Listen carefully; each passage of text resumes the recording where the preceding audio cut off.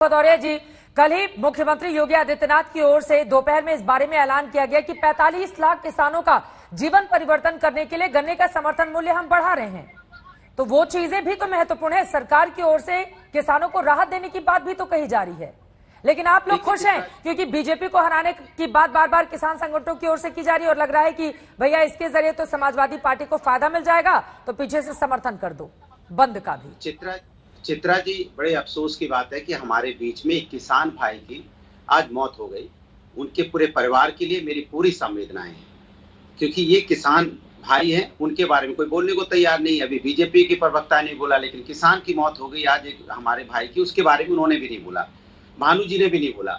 तो कैसे किसान के हित, ये किसान के बारे में सोचेंगे? इनके भाई की मौत हो गई, उस पर भी ये दुख व्यक्त नहीं कर रहे हैं। सोचिए आप, ऐसी तो मानसिकता है इनकी। अच्छी बात है कि उन्होंने भी हरा पहन लिया है, भारतीय जनता पार्टी के प्रवक्ता ने, आपने भी हरा पहन लिया है, हम तो हरा पहनते हैं। तो अब रंगों को तो मत बांटिए ना, आप लोग हरियाली पे मुद्दे पर बात कर रहे हैं। अरे किसानों पे आ रहा हूँ, हरियाली पे भी आप लगेंगे सियासत करने, हरियाली किसान की आज जान गई है, बेहद दुर्भाग्यपूर्ण है। लेकिन समाजवादी पार्टी इसमें अपना फायदा क्यों देख रही है, मैं ये जानना चाहती हूं। सुन तो लीजिए, हरियाली किसानों से ही संबंधित है, इसीलिए मैं कह रहा हूँ। मैं हरियाली किसी पेड़ पौधे हरे तो होते हैं, मैं कह रहा हूँ भारतीय जनता पार्टी को इस बात का पूरी तरह से एहसास हो चुका है। एक संत आपको सहजानंद जी थे, स्वामी सहजानंद, जिन्होंने किसानों के लिए लड़ाई लड़ी, सब कुछ अपना छोड़ दिया और किसानों के लिए वो खड़े हो गए और किसानों की लड़ाई लड़ते रहे।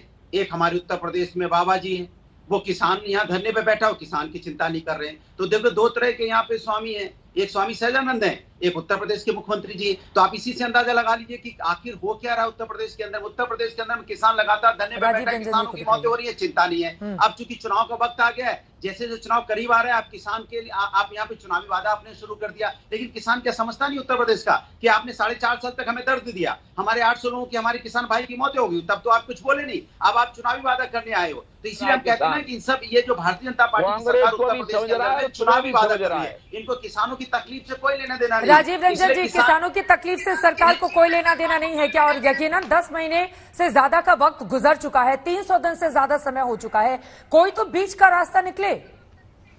सरकार की ओर से अगर पहल की बात और बातचीत की बात कही जा रही है, तो आपको बताना भी तो होगा कि कहां बातचीत के लिए पहुंचे किसान।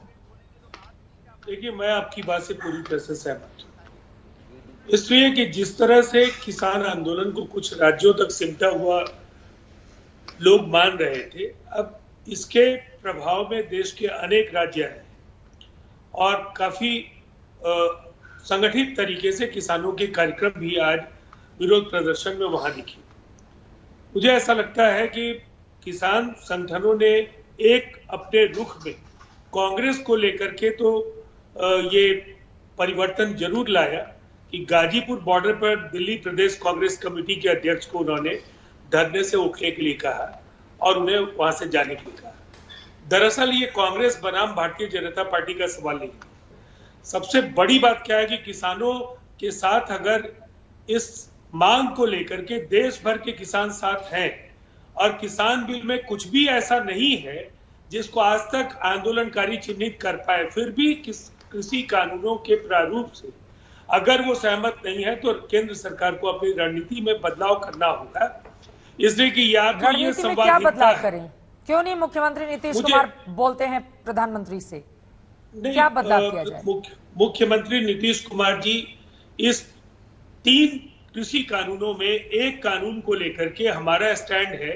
मैं जानता हूं कांग्रेस के लोग इसमें काफी शोर मचाएंगे, लेकिन बिहार में जिस तरह से एग्रीकल्चर मार्केटिंग बोर्ड को खत्म करने के बाद बिहार में उस समय का जो कृषि विकास दर था और उसके बाद के हालात बदले जी, तो मैं मानता हूं इसमें कुछ बदलाव बेहद अहम है।